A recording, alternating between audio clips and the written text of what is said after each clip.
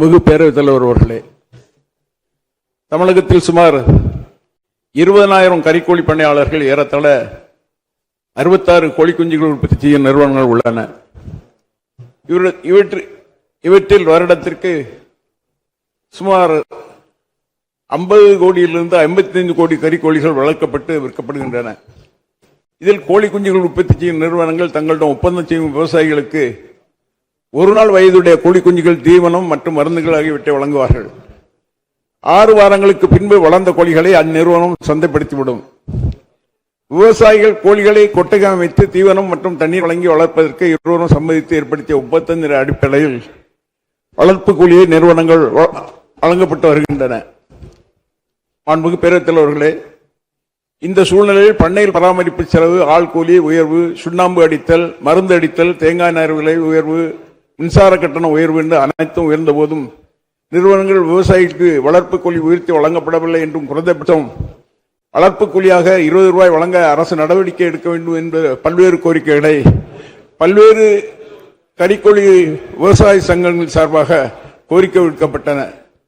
இந்த கோரிக்கைகளை குறித்து கடந்த 29/12/2025 அன்று கால்நடை பராமரிப்பு மற்றும் மருத்துவ பணிகள் இயக்குநர் அவர்கள் தலைமையில் பல்வேறு கறிக்கோழி வளர்ப்பு சங்கத்தினரிடம் பேச்சுவார்த்தை நடைபெற்றது.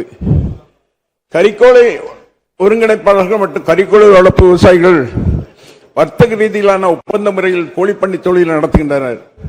இந்த ஒப்பந்தங்கள் இரு தரப்பினரும் உடன்பட்டு விலை, அளவு, தரம், நேரம் தொடர்பாக கையெழுத்திடப்படுகின்றன. இந்த ஒப்பந்தங்கள் எதுவும் கால்நடை பராமரிப்பு பார்வையின் கீழ் வருவதில்லை. இருந்து வர்த்தக ரீதியிலான தனிநபர் குழுக்களிலான ஒப்பந்தம் என்பதால் அனைத்து பிரச்சனைகளும் அவர்களுக்குள்ளே ஒப்பந்தம் விதிக்கப்பட்டு தீர்த்து கொள்ளப்பட்டு வருகின்றது இதுவரை. இந்த நிலையில் மாண்புமிகு பேரவைத் தலைவர்களை, இத்தொழிலானது உற்பத்தி நிறுவனங்களும் கறிக்கோழி வளர்க்கும் விவசாயிகளை இணைந்து ஏற்படுத்திக் கொள்ள ஒப்பந்தத்திற்கு கட்டுப்பட்டது என்பதாலும் இதில் ஏற்படும் பிரச்சனைகளை இரு தரப்பினரும் பாதிப்புகளின்றி சுகமாக அணுக வேண்டும் என்று நமது மாண்புமிகு தமிழ்நாடு முதலமைச்சர் அவர்கள் அரசு கருதுகிறது. கறிக்கோழி வளர்ப்பு விவசாயிகள் தெரிவிக்கும் பல்வேறு கோரிக்கைகளை களைவதற்கு நடவடிக்கை எடுக்கப்பட வேண்டும் என்ற அரசால் நேரடியாக தலையிட முடியாத பிரச்சனைகளை தீர்ப்பதற்கும் தகுந்த சூழ்நிலைகளை ஏற்படுத்தி கொடுக்க வேண்டும் எனவும் மாண்புமிகு தமிழ்நாடு முதலமைச்சர் அவர்கள் அறிவுறுத்தியுள்ளார்கள். அந்த வகையிலே 21/1/2026 அன்று கறிக்கோழி விவசாய சங்க நிர்வாகிகளோடு கால்நடை பராமரிப்பு துறை இயக்குநர் அவர்கள் தலைமையில் பேச்சுவார்த்தை நடைபெற்றது.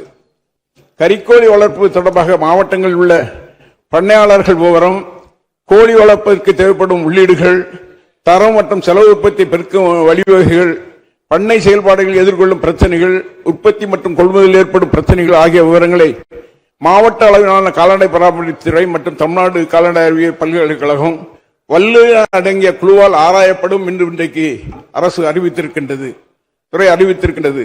இது குறித்து சம்பந்தப்பட்ட அனைவரிடம் ஆலோசித்து மாவட்ட அளவில் பிரச்சனைகளுக்கு தீர்வு காண நடவடிக்கை மேற்கொண்டு விரிவான அறிக்கை பெறப்பட்டு உரிய மேல் நடவடிக்கைகள் எடுக்கப்படும் என்ற உறுதியை நாங்கள் சொல்லிக்கொள்ள கடமைப்பட்டிருக்கின்றோம். மாண்புமிகு பேரவைத் தலைவர்களே, தமிழ்நாட்டின் பொருளாதார தேவைகளை பூர்த்தி செய்து பல்லாயிரக்கணக்கான விவசாயிகளுக்கு வேலைவாய்ப்பு அளித்த இளைஞர்களை சுய தொழில் முனைவராக மாற்றியமைத்த கறிக்கோழி உற்பத்தி தொழில் தமிழ்நாடு முன்னோடி மாநிலமாக தொடர்ந்து விளங்கிட அனைத்து நடவடிக்கைகளும் இந்த அரசு தொடர்ந்து மேற்கொள்ளும் என்பதை உறுதியோடு தெரிவித்துக் கொள்கின்றேன்.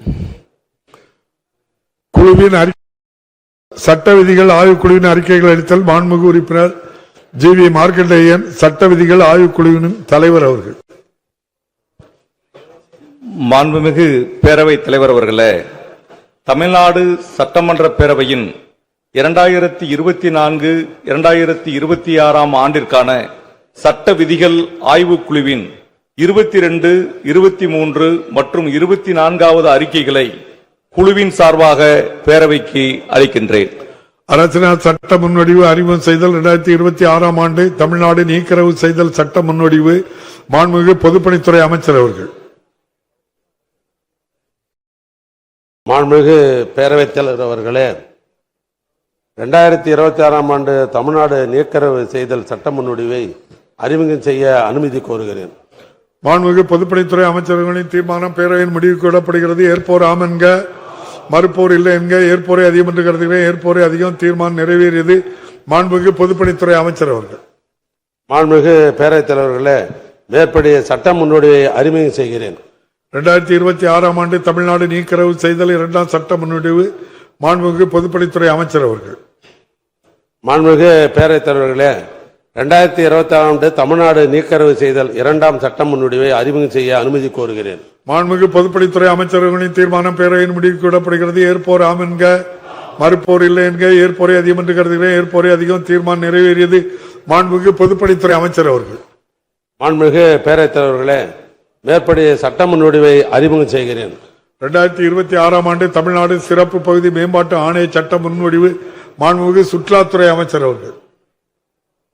மாண்புமிகு பேரவைத் தலைவர் அவர்களே, 2026 ஆண்டு தமிழ்நாடு சிறப்பு பகுதி மேம்பாட்டு ஆணைய சட்ட முன்வடிவை அறிமுகம் செய்ய அனுமதி கோருகிறேன். மாண்புமிகு சுற்றுலாத்துறை அமைச்சர்களின் தீர்மானம் பேரவையின் முடிவுக்கு விடப்படுகிறது. ஏற்போர் ஆம் என்க, மறுப்போர் இல்லை என்க. ஏற்போரை அதிகம் என்று கருதுகிறேன். ஏற்போரை அதிகம். தீர்மானம் நிறைவேறியது.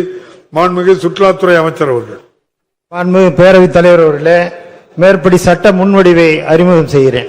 2026 ஆண்டு தமிழ்நாடு தமிழ் வழியில் கல்வி பயின்றவர்களை அரசின் கீழ் வரும் பணிகளில் முன்னுரிமையின் அடிப்படையில் பணி நியமனம் செய்தல் திருத்தம் மற்றும் செல்லும் தன்மை சட்ட முன்வடிவு மாண்புமிகு மனிதவள மேலாண்மைத்துறை அமைச்சர் அவர்கள்.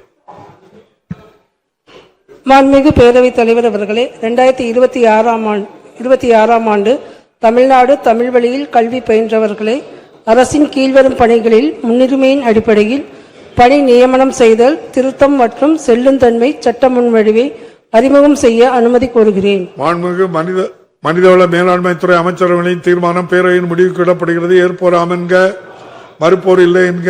ஏற்போரை அதிகம் என்று கருதுகிறேன். ஏற்போரை அதிகம். தீர்மானம் நிறைவேறியது. மாண்புமிகு மனிதவள மேலாண்மைத்துறை அமைச்சர் அவர்கள். மாண்புமிகு பேரவைத் தலைவர் அவர்களே, மேற்படி சட்ட முன்வடிவை அறிமுகம் செய்கிறேன். 2022-23 ஆண்டுக்குரிய மிகை செலவுக்கான மானிய கோரிக்கைகள் அளித்தல் மாண்புமிகு நிதி மற்றும் சுற்றுச்சூழல் மற்றும் கால்நிலை மாற்றுத்துறை அமைச்சர் அவர்கள்.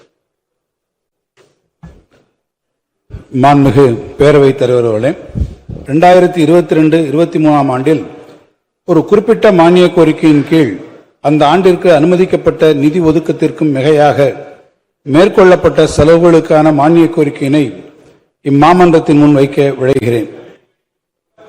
2023 ஆண்டு நிதி ஒதுக்க கணக்குகளை பொது கணக்கு குழு ஆய்வு செய்ததில் ஒரு குறிப்பிட்ட மானிய கோரிக்கையின் கீழ் அனுமதிக்கப்பட்ட நிதி ஒதுக்கத்திற்கும் மிகையாக செலவு செய்யப்பட்டிருப்பதை சுட்டிக்காட்டியுள்ளது. இந்த மிகை செலவிற்கான காரணத்தை ஆராய்ந்த பிறகு 2022-23 ஆண்டில் அம்மானியத்தின் கீழ் சாட்டிய நிதி ஒதுக்கத்திற்கும் மிகையாக செய்யப்பட்ட செலவுகளை பேரவையின் கவனத்திற்கு கொண்டு வருவதற்கு முன்வைக்கலாம் என்று பொது கணக்கு குழு பரிந்துரைத்துள்ளது. அவ்வாறே 2022-23 ஆண்டில் 49,800 ரூபாய் மிகை செலவுகள் மேற்கொள்ளப்பட்டதற்கான மானிய கோரிக்கை இம்மாமன்றத்தின் முன் வைக்கப்படுகிறது. 2022-23 ஆண்டில் மிகை செலவு இயற்கை பேரிடர் குறித்த துயர் தணிப்பு மானியத்தின் கீழ் மட்டுமே மேற்கொள்ளப்பட்டுள்ளது. தூத்துக்குடி மாவட்டத்தில் கோவிட்-19 நோய் தொற்றால் பாதிக்கப்பட்டு இறந்து போன நபர்களின் வாரிசுதாரருக்கு நிவாரணத் தொகை வழங்கிய நேர்வில் தவறுதலான கணக்கு தலைப்பின் கீழ் பற்று வைத்ததால் இம்மானியத்தின் கீழ் மிகை செலவு ஏற்பட்டுள்ளது. எனவே 2022-23 ஆண்டின் மிகை செலவிற்கான மானிய கோரிக்கையை இம்மாமன்றத்தின் முன் வைக்கிறேன். வணக்கம். பேரவைக்கு ஒரு அறிவிப்பு. 2026 ஆண்டு தமிழ்நாடு நிதி ஒதுக்க சட்ட முன்வடிவை பேரவையில் அறிமுகம் செய்யவும் மற்றும் ஆய்வு செய்யவும் மாண்புமிகு ஆளுநர் அவர்கள் தமது இசைவை தெரிவித்துள்ளார்கள். அரசினர் சட்ட முன்வடிவை அறிமுகம் செய்தல் 2026 ஆண்டு தமிழ்நாடு நிதி ஒதுக்க சட்ட முன்வடிவு மாண்புமிகு நிதி மற்றும் சுற்றுச்சூழல் அண்ட் கால்நிலை மாற்றுத்துறை அமைச்சர் அவர்கள்.